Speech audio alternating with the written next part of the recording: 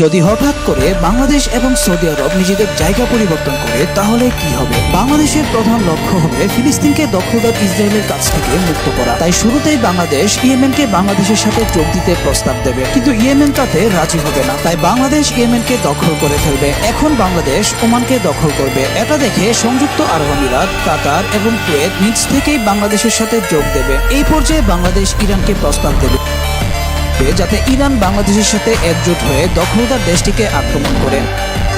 Iran তাতে সাথে সাথেই রাজি হয়ে যাবে। এবার বাংলাদেশ ইরান জোট ইরাক, সিরিয়া এবং জর্ডানকে নিজেদের অধীনে নিয়ে এক বিশাল ইসলামী জোট গঠন করবে। এটা দেখে দখলদার দেশটি ইসলামী জোটকে আক্রমণ করে বসবে, কিন্তু ইসলামিক জোটের কাছে টিকতে না পেরে দখলদাররা পেছনে ফিরতে বাধ্য হবে। এমন সময় আমেরিকা এবং নেটো দখলদারদের বাঁচাতে এগিয়ে আসবে।